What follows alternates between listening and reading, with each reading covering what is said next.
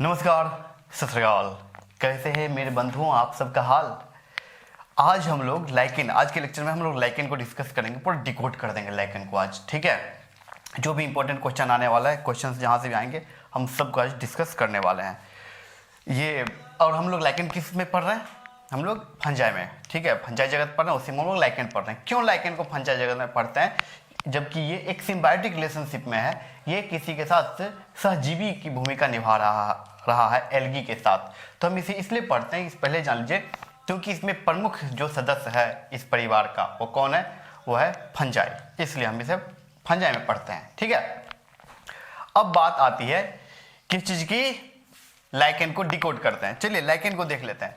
देखिए लाइकेन जो है वह क्या है? एक एकल कोई जीव नहीं है, वह दो जीव है। वह ग्रुप में रह रहा है। किसके साथ रह रहा है? तो देखिए लाइकेन फंजाई और कवक, सॉरी फंजाई तो कवक ही है, फंजाई और एल्गी यानी कि कवक और शैवाल के साथ साथ रहने से, साथ साथ मिलने से, दोनों साथ साथ जब एक साथ रहना शुरू कर देते हैं उसे कहते हैं लाइकेन। मतलब सिंपली समझिए कि एक आदमी है, एक लड़का है, एक लड़की है। दोनों अभी तक क्या कहला रहा है? लड़का लड़की। ठीक है, कुंवारा कुंवारी। दोनों की शादी हो गई और दोनों सिम्बायोटिक रिलेशनशिप में आ गए। अब दोनों एक दूसरे पे क्या, परस्पर निर्भर हैं। एक दूसरे के लिए खुशियां, खाना पीना, एक दूसरे के लिए कमाना, जो भी व्हाट एवर वो करते हैं। तो अब वो लोग क्या कहलाएंगे? एक दंपति कहलाते हैं। तो लड़का लड़की शादी और दंपति कहलाए। बिल्कुल उसी तरह फंजाई और एल्गी साथ आए और लाइकेन कहलाए। ठीक है।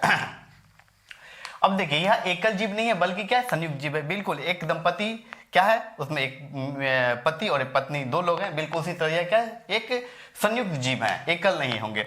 तो इसमें कौन कितने हैं? देखिए दो पादप आते हैं, फंजाई और एल्गी। इसलिए कहते हैं इसको द्वैध पादप। क्या बोलते हैं? द्वैध पादप, दो पादप। इसका मुख्य भाग जो होता है वह कौन होता है? फंजाई। मुख्य भाग कवक यानी फंजाई होता है, जो शैवाल के ऊपर क्या करता है?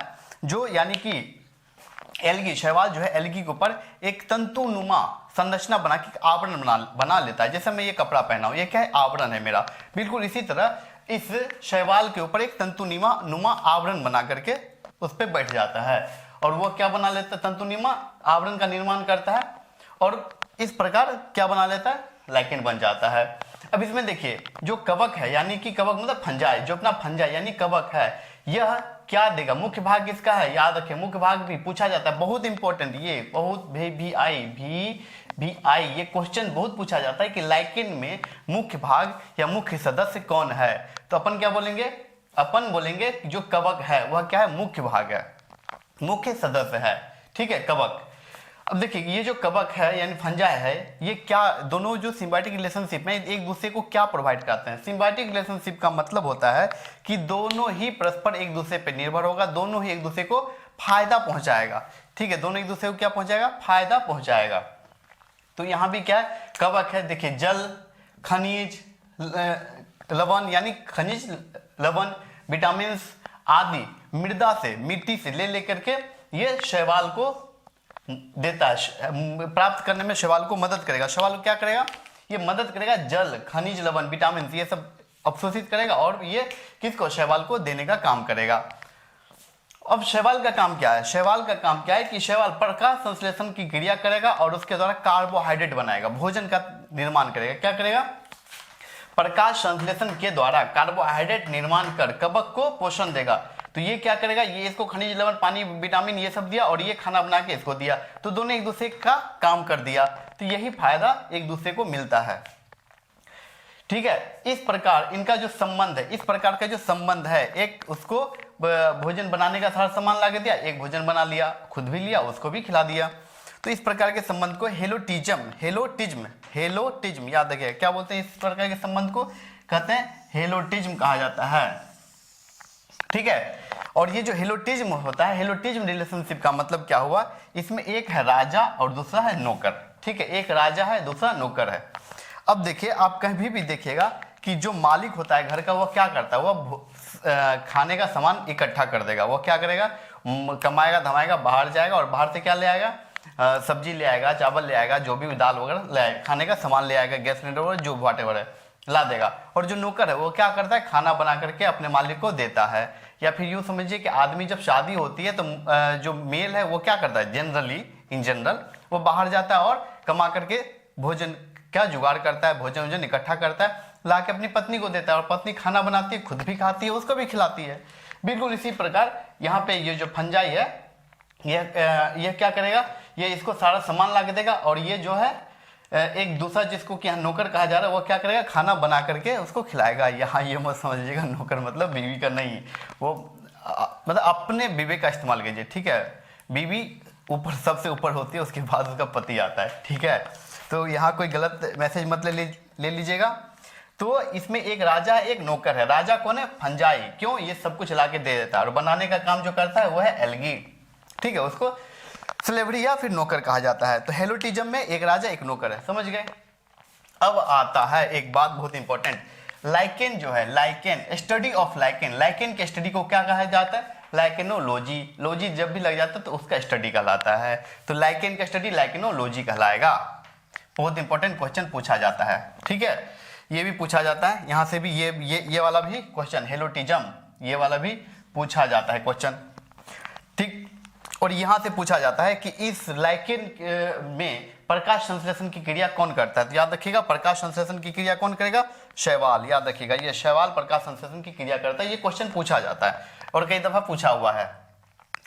अब आता है लाइकेन के प्रकार। लाइकेन देखिए 3 प्रकार के, अपने आकार और संरचना के आधार पर वो 3 प्रकार के होते हैं। एक का नाम है क्रिस्टोज, दूसरा का नाम है फिलियोज, और तीसरा का नाम है फ्रूटिकोज।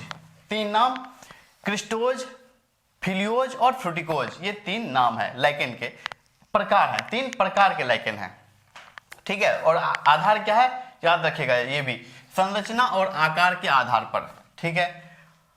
जो पहला है क्रिस्टोज, जो उसमें क्या है, मुख्यतः द्विआयामी यानी 2 डायमेंशनल, 2 आयाम का होता है, 2 डायमेंशनल। बहुत इंपॉर्टेंट है, पर आयाम क्या होता है हम सब जानते हैं, 3 आयाम होते हैं। 3 कौन कौन से 3 आयाम है, तो आप देखिएगा, लंबाई, चौड़ाई और ऊंचाई। आप जब भी किसी को कोई आप मेरा वीडियो देख रहे हैं, क्या देख रहे हैं, एक इस तरह से, एक इस तरह से, ये यही होगा ना, एक लंबाई चौड़ाई, इसी आधार, यही दो चीज। अब बाहर तो नहीं आ रहा होगा कुछ भी, तो एक बाहर का स्पेस जो है बचा हुआ है। तो उसी प्रकार जैसे मैंने ये लाइन खींची, ये देखिए, ये जैसे मैंने बनाया है, इस बात को समझ लीजिए आयाम क्या होता है। तो यहां आप देख रहे होंगे, इसमें क्या चीज है, यहां से यहां ये लंबाई है और ये चौड़ाई है, ये 2 चीजें हैं। क्या आपको ऊंचाई मानना है, ऊंचाई मान लीजिए। नहीं, तीसरा आयाम तो नहीं है ना, लेकिन यही अगर मैं ये पेन रख देता हूं तो देखिए इसमें क्या होगा, इसमें लंबाई है, ऊंचाई या चौड़ाई जो बोल लीजिए आप, एक मोटाई भी है, तो 3 आयाम होते हैं। तो यहाँ पे क्या है, ये सिर्फ 2 ही आयाम है इसके पास, ठीक है, सिर्फ 2 आयाम होंगे। तो 2 आयाम का मतलब क्या हो गया, एक इसका आयाम गायब है, इसका मतलब क्या होगा, इसमें लंबाई होगी, चौड़ाई होगी, पर मोटाई नहीं होगी, ना के बराबर, एकदम ना के बराबर। तो ये जिस सरफेस पे, जिस जमीन पे पड़ा होगा, उस सरफेस पे, उस एकदम परपट्टी की तरह, एकदम एक परत की तरह वहां पे पड़ा हुआ रहेगा। अत्यंत चपटा होता है, परपट्टी के समान दिखाई देगा, जैसे भू परपट्टी के समान, एकदम एक परत, एकदम पतला से एक परत के जैसा वहां पड़ा रहेगा, आधार से सटा हुआ रहता है, ठीक है।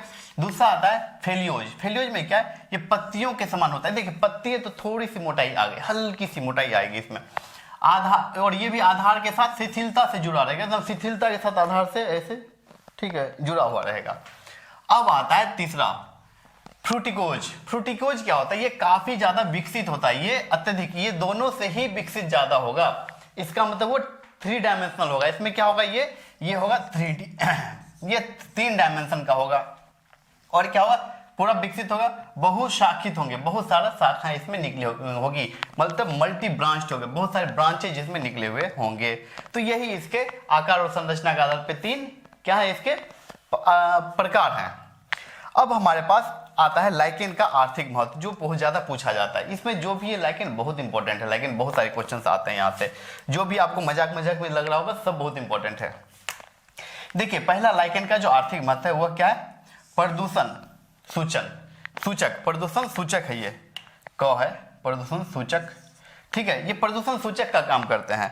तो कैसे करेंगे, देखिए प्रदूषण सूचक लाइकेन का एक खास बात क्या है, ये जहां भी वातावरण, जहां वातावरण प्रदूषित होगा, तो प्रदूषित वातावरण में ये नहीं रहेगा, ये वहां से निकल लेगा या फिर वहां मर जाएगा, मतलब ग्रो ही नहीं करेगा। लाइकेन ग्रो ही नहीं करेगा कहाँ? प्रदूषित वातावरण में। तो प्रदूषित वातावरण में ये नहीं रहेगा। तो अगर कहीं किसी भी एरिया में आपको लाइकेन नहीं दिख रहा, इसका मतलब वहां क्या है? पोल्यूशन बहुत ज्यादा है, ठीक है, इसलिए वहां से वो क्या हो गया? ग्रो नहीं किया। अब देखिए चारे के रूप में, किस रूप में? चारे के रूप में। तो देखिए घून, इलियां, दीमक, ये सब जो कीड़े मकोड़े हैं, ये सब लाइकेन को अपने भोजन, लाइकेन से क्या करते हैं? अपना भोजन प्राप्त करते हैं, ठीक है। ये हो गया फूडर, चारा के रूप में। अब बात आता है भोजन के रूप में। जैसे ही भोजन के रूप में, तो हम लोग खाते हैं तो भोजन करते हैं, ठीक है। तो देखिए भोजन के रूप में जायरोफोरा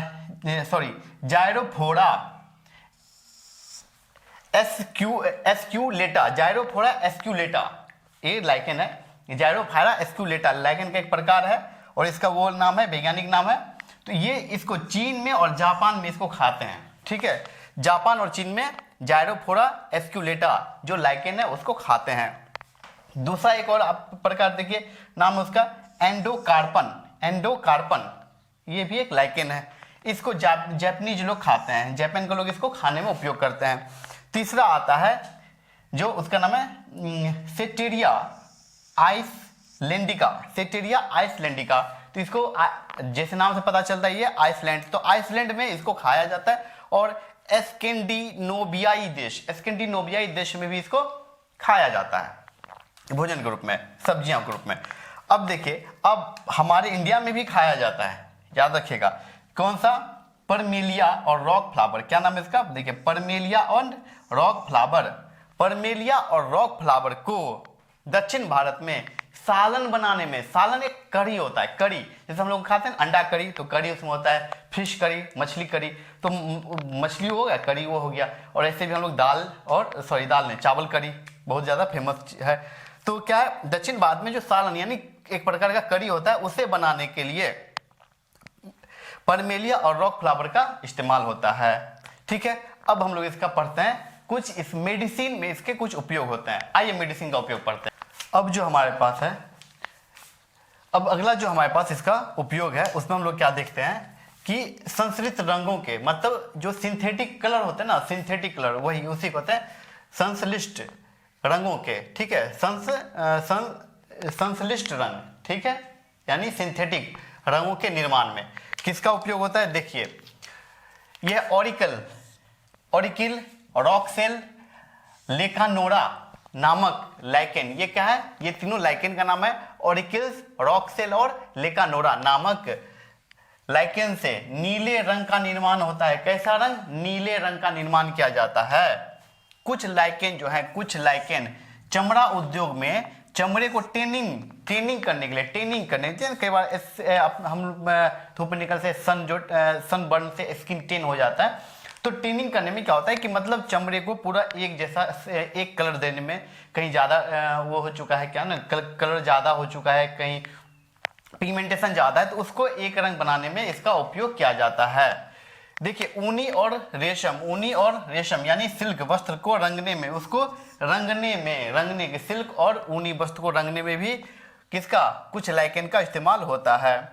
और बहुत सारे रोगों के औषधि यानी दवा बनाने के लिए, मेडिसिन बनाने में भी इसका उपयोग होता है। जैसे किसमें?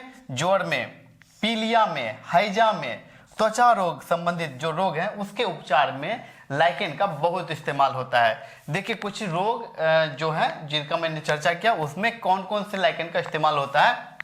तो देखिए हमने यहाँ टेबल बना दिया, इधर लाइकेन है, इधर रोग या उपचार, जो मतलब इधर कौन से रोग के लिए कैसे उपचार, वही है, ठीक है। तो देखिए लोबोरिया पल्मोनेरिया और एस्टेरिया आइसलैंडिका, ठीक है, हमने इससे पहले भी पढ़ा था आइसलैंड वाले में। तो इसका उपयोग कहाँ होता है? इसका उपयोग होता है श्वसन संबंधी, सांस लेने में जो दिक्कत होता है ना, तो सांस से संबंधित जो रोग होता है उसके उपचार में इसका उपयोग होता है। देखिए स्पेशली जिस आदमी को टीबी हो जाता है, ठीक है, ट्यूबरकुलोसिस, तो टीबी के उपचार में भी इसका बहुत अच्छे से इस्तेमाल किया जाता है उसके उपचार करने के लिए। अब है यूसनिया बरबट्टा, क्या है? यूसनिया बरबट्टा। ये किसमें? बालों को दृढ़ता के लिए। बाल जो है ना, बाल बहुत सारे लोगों को देखते होंगे बाल झड़ने लगते हैं अर्ली एज में, बहुत सारे लोगों के बाल झड़ना मतलब टूटने लगते हैं। कुछ लोग कहते हैं बाल उड़ गया, ठीक है, यानी बाल टूट गया। तो बाल को दृढ़ता, ताकि टूटे नहीं, बाल आपका झड़े नहीं, उड़े नहीं, उसको दृढ़ता मजबूत बनाने के लिए किसका? यूसनिया बरबट्टा का इस्तेमाल होता है। अब जेंथोरिया और पेरिएटिना, जेंथोरिया पेरिएटिना, इस किसके लिए होता है?